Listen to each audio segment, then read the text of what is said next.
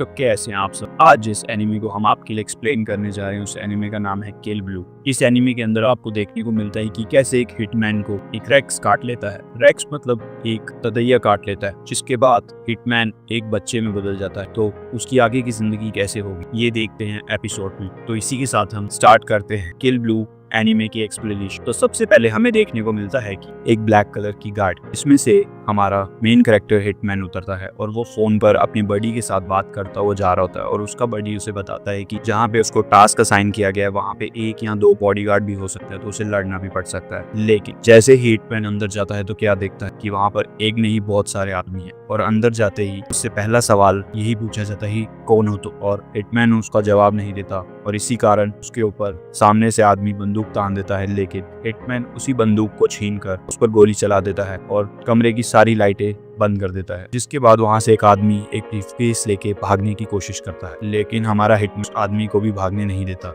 और जैसे ही वो आदमी हिटमैन को सबको मारते हुए देखता है तो वह डर जाता है और वहां से भागने की एक बार फिर नाकाम कोशिश करता है, लेकिन हिटमैन उसे रास्ते में ही रोक लेता है और वो आदमी बहुत ही चालाकी हिटमैन से माफी मांगने लग पड़ता है। लेकिन हमारा हिटमैन कहता है कि मैं हर किसी को माफ नहीं करता, जो माफ होने के काबिल होता है मैं सिर्फ उसी को माफ करता हूँ। अभी हिटमैन उससे बात कर ही रहा होता है कि आदमी एकदम से बंदूक निकालता है और हिटमैन पर तान देता है, लेकिन हिटमैन उस जगह से हट चुका था और हिटमैन उस आदमी को ऐसा पंच मारता है कि वो आदमी सीधे जाके दरवाजे से टकराता है। इसके बाद हिटमैन अपने बडी को एक ब्रीफकेस ला कर देता है। हिटमैन और उसके बडी को लग रहा था कि उन्हें ब्रीफकेस में से कुछ खास चीज मिलेगी, लेकिन उन्हें कुछ खास नहीं मिलता। उन्हें रेक्स का छत्ता मिलता है, जिसके बाद वो लोग निराश हो जाते हैं और उस रेक्स के छत्ते को लेकर अपने रूम पर चले जाते हैं। और अगली सुबह जब लिफ्ट यूज करने के लिए हिटमैन आगे बढ़ता है, उसके सामने एक बच्चा आता है और वो बच्चा उसे देखते ही डर जाता है और हिटमैन कहता है कि पता नहीं बच्चों को मैं क्यों पसंद नहीं और बच्चे भी मुझे खास पसंद नहीं है। इतना कहकर हिटमैन अपने घर पर आ जाता है, जहाँ पर हमें देखने को मिलता है कि हिटमैन का एक परिवार भी है,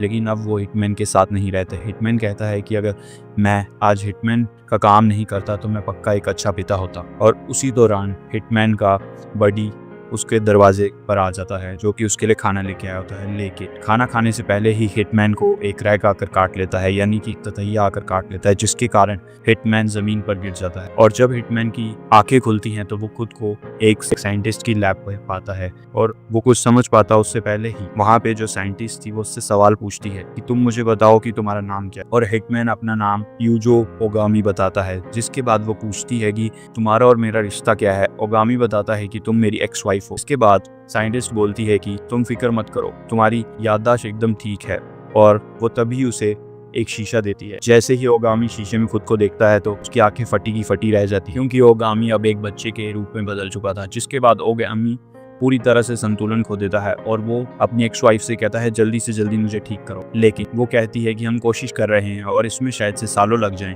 लेकिन ओगामी जल्द से जल्द अपने पुराने रूप में वापस आना चाहता था, क्योंकि उसे बच्चे कुछ खास पसंद नहीं थे। जिसके बाद एकदम से उसके दिमाग में आता है कि अब वो काम कैसे करेगा, लेकिन वो किसी भी हालत में वो काम नहीं छोड़ सकता था, क्योंकि उसी काम के पैसों से उसका घर चलता था। और तभी उसके बॉस का फोन आ जाता है। जैसे ही ओगामी अपने बॉस का फोन उठाता है तो उसका बॉस उसकी आवाज नहीं पहचानता। वो कहता है कि कौन बोल रहा है, लेकिन ओगामी कहता है कि ये वही है, बस उसकी आवाज बदल गई है। जिसके बाद उसका बॉस कहता है कि मुझे तुम्हारी सिचुएशन के बारे में पता चला और वो कहता है कि अब शायद तुम हमारे किसी काम ना आ सको। लेकिन ओगामी कहता है कि मैंने तुम्हारे साथ इतने साल काम किया है तो प्लीज मेरे से मेरी जॉब ना लो। और इसीलिए ओगामी का बॉस उसे एक और असाइनमेंट देने का फैसला करता है। जिसके बाद ओगामी बहुत एक्साइटेड हो जाता है, चलो इतनी कम उम्र में काम मिल जाएगा। लेकिन ओगामी का बॉस जैसे ही उसे काम बताता है तो ओगामी हैरत अंगेज तरीके से उसे देखने लग पड़ता है, क्योंकि ओगामी इस काम को करने के लिए बिल्कुल भी नहीं मानता। दरअसल उसका बॉस कहता है कि उसकी एक बेटी है जिसे वो स्कूल में डालना चाहता है और वो चाहता है कि ओगामी पहले उस स्कूल में एडमिशन ले और उस स्कूल को चेक करे कि वह स्कूल उसकी बेटी के पढ़ने के लायक है भी या नहीं। और जैसे ही ओगामी ये सुनता है तो उसके पसीने छूटने लगते हैं और तभी उसकी एक्स वाइफ कहती है कि तुमने तो अपना स्कूल आधे रास्ते में ही छोड़ दिया था, क्या तुम फिर से स्कूल जाओगे। दरअसल ओगामी को स्कूल कुछ ज्यादा पसंद नहीं था। उसकी दोस्ती बच्चों से ज्यादा बड़ों से ज्यादा जल्दी हो जाती थी, जिसके कारण वो कभी बच्चों को अपना दोस्त बना ही नहीं पाया। इसलिए ओगामी को स्कूल जाना बिल्कुल पसंद नहीं था। लेकिन उसके पास कोई भी चारा नहीं था, क्योंकि उसे पैसों की जरूरत थी, इसलिए उसे अपने बॉस की बात माननी पड़ती है। और वो जाते जाते यह भी कहता है कि एक मिडिल क्लास आदमी के पास कोई ऑप्शन नहीं होता उसे सिर्फ जीने के लिए कुछ पैसों की ज़रूरत होती है और इसीलिए ओगामी को उसके बॉस की बात माननी पड़ती है और वो स्कूल जाने के लिए मान जाता है। लेकिन अगले दिन जैसे ही वो स्कूल जाने वाला होता है तभी उसका बडी उसे एक चश्मा देता है, जिसके ज़रिए उसका बडी घर बैठे बैठे भी ओगामी को देख सकता था और उसकी आवाज़ भी सुन सकता था और उससे बात भी कर सकता था। और इसी के साथ ओगामी अपने स्कूल के पहले दिन के लिए चला जाता है। कुछ खास एक्साइटेड भी नहीं था। वहाँ जाते ही सबसे पहले प्रिंसिपल सभी बच्चों का स्वागत करते हैं, जिसके बाद क्लास में सभी बच्चे एक एक करके अपना इंट्रोडक्शन देते हैं और इसी तरह ओगामी की बारी भी आती है। और जैसे ही ओगामी अपना इंट्रोडक्शन देने के लिए क्लास के आगे आता है तो वह पूरी तरह से घबरा जाता है, क्योंकि उसने इससे पहले ये काम कभी नहीं किया था। लेकिन उसका बडी बार बार चश्मे की मदद से उसको मोटिवेट कर रहा था। इसके बाद ओगामी अपना इंट्रोडक्शन देना स्टार्ट करता है, लेकिन ओगामी अपना इंट्रोडक्शन देते टाइम कुछ ऐसा कह देता है जिससे पूरी क्लास हैरत अंगेज तरीके से उसे देखने लग पड़ती है। दरअसल ओगामी अपनी हॉबीज में कहता है कि उसे हथियार रखना बहुत ज़्यादा पसंद है, जिसके बाद सभी बच्चे एक दूसरे से बातें करने लग पड़ते हैं। क्या इसकी ज़िंदगी की एंडिंग एक जेल में होगी या ये एक क्रिमिनल बनेगा? और ओगामी को कुछ समझ नहीं आता और वो अपनी सीट पर चुपचाप जाकर बैठ जाता है। लेकिन उसका बडी फिर चश्मे की मदद से उसको हौसला देता है और कहता है कि तुम आगे जाकर इस बात को बदलो, नहीं तो तुम्हारी क्लास में पहले दिन ही बहुत बदनामी हो जाएगी और तुम्हारा दोस्त भी कोई नहीं बनेगा। इसलिए ओगामी एक बार फिर उठता है और आगे जाकर उस बात को ठीक करने की कोशिश करता है और वो कहता है कि हाँ, मुझे हथियार पसंद है, पर गेम्स में।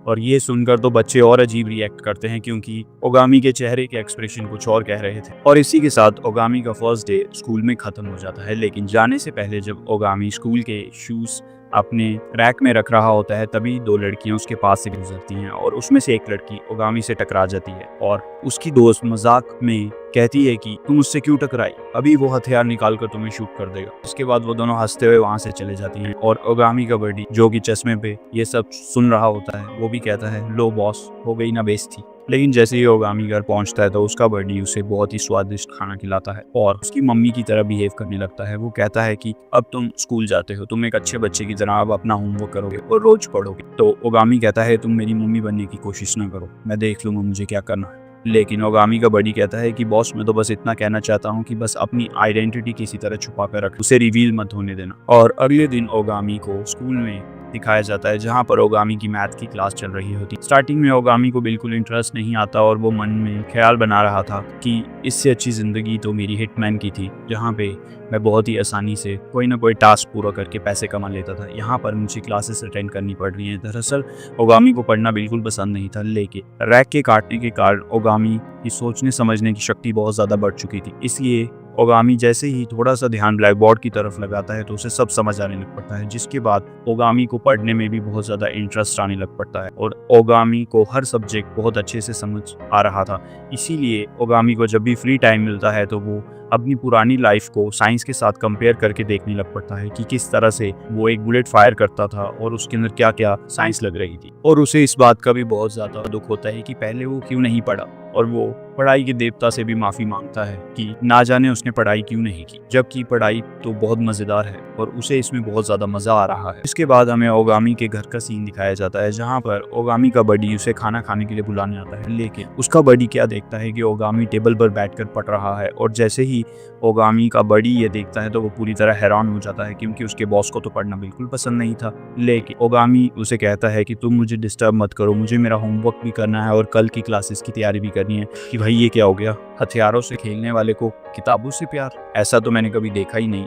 और अगले दिन फिर ओगामी नॉर्मल डेज की तरह स्कूल चला जाता है। लेकिन उस दिन ओगामी के स्कूल के सामने कुछ ऐसा होता है जिसके बारे में ओगामी ने कभी सोचा भी नहीं था। ओगामी के स्कूल के सामने आदमी आ जाता है जिसने पांडा का मास्क पहना होता है और उनके टीचर्स सभी बच्चों को अंदर जाने के लिए कह रहे थे क्योंकि वो मास्क मैन सभी को मार रहा था। तभी दो लड़कियां उसकी वीडियो निकाल रही होती हैं और वो पांडा मास्क मैन दौड़कर उनके पास आ जाता है और अपनी अंडरवेयर पर हाथ रख देता है, जिसके बाद उन लड़कियों को लगता है कि ये अभी अंडरवेयर उतार देगा, जिस कारण वो डर जाती हैं। लेकिन वो आदमी सिर्फ अंडरवेयर को बार बार खींचता रहता है, उतारता नहीं है, जिसके बाद ओगामी और उसका बडी चश्मे के थ्रू ये सब देख रहा होता है। दरअसल ये वही दो लड़कियां थी जिन्होंने ओगामी का मजाक उड़ाया था और ओगामी का बडी कहता है इनकी मदद करने की जरूरत नहीं है बॉस, इन्होंने आपका मजाक उड़ाया था। लेकिन ओगामी कहता है कि मैं कोई बच्चा नहीं हूँ और इनकी उम्र की मेरी बेटी है, इसलिए मैं इनकी मदद जरूर करूंगा। और ओगामी एक बॉक्स को फेंकता है और उस पर बुलेट फायर कर चारों तरफ धुआं कर देता है, जिसके बाद ओगामी उस आदमी को एक गुस्सा मारता है। लेकिन उसके हिसाब से उसका गुस्सा लगते ही ये आदमी को उड़ जाना चाहिए था, लेकिन उस आदमी को कुछ खास नहीं होता क्योंकि ओगामी अब एक बच्चा था।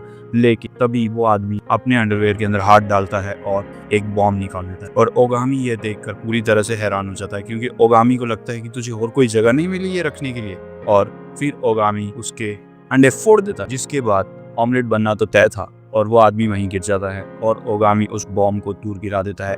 और जैसे ही धुआं हटता है तो वह दोनों लड़कियां ओगामी को देख लेती हैं और कहती हैं, क्या ओगामी तुमने हमारी जान बचाई? ओगामी कहता है, नहीं, पता नहीं कौन था। और ओगामी इतना कहकर वहां से चला जाता है और सभी बच्चे उस मास्क मैन को देखकर हंस रहे होते हैं क्योंकि उन्हें लगता है कि इसने खुद पर ही एक बॉम्ब फोड़ लिया। जिसके बाद अगले दिन ये खबर सभी टीवी चैनल्स पर आ रही होती है और ये ओगामी की एक्स वाइफ भी देख लेती है और वो मन ही मन मुस्कुराने लग पड़ती है क्योंकि उसे कहीं ना कहीं पता था ये सब ओगामी का ही किया धरा है। एक दिन सभी बच्चे व्हाट्सएप ग्रुप बनाने की बात कर रहे होते हैं और जैसे ही व्हाट्सएप ग्रुप बना दिया जाता है तो एक ग्रुप जो कि ओगामी को कुछ ज़्यादा खास पसंद नहीं करता था, वो कहता है कि ओगामी को इस ग्रुप में छोड़ने की क्या ज़रूरत है, वो हम सबसे बहुत अलग है। लेकिन ओगामी ने जिन दो लड़कियों की जान बचाई थी वो सामने से ओगामी के पास जाती हैं और कहती हैं कि हम एक व्हाट्सएप ग्रुप बना रहे हैं, क्या तुम भी हमारे साथ इस व्हाट्सएप ग्रुप में जुड़ना चाहोगे? और ओगामी मन ही मन कहता है कि मैं क्या करूँगा चुप कर, मेरे को तो चैट करने में कोई मज़ा ही नहीं आता। लेकिन उन दो लड़कियों के कहने पर ओगामी उस ग्रुप में जुट तो जाता है, लेकिन जैसे ही वो घर जाता है उसमें पूरे दिन नोटिफिकेशंस आती रहती हैं, जिसके कारण ओगामी परेशान हो जाता है। वो कहता है कि किसी तरह इनको बंद करो, मैं परेशान हो चुका हूँ, ये बच्चे पूरे दिन बातें ही करते रहते हैं। और तभी उसका बड़ी कहता है, बॉस आपको क्या पता, आप तो पुराने ज़माने के हो, नए बच्चे इसी तरह से एक दूसरे से बातें करते हैं। ओगामी नोटिफिकेशन से परेशान होकर छत पर चला जाता है और मन ही मन खुद से बातें करने लगता है कि जिंदगी कितनी मज़ेदार है, मैं काश इसी तरह एक बच्चा बनकर रहूं। और इसी के साथ हमारा ये एपिसोड यहीं पर ख़त्म हो जाता है। क्या ओगामी अपने रूप में कभी वापस आ पाएगा? जानेंगे नेक्स्ट एपिसोड में। और हमारे चैनल के साथ बने रहने के लिए हमारे चैनल को सब्सक्राइब करें।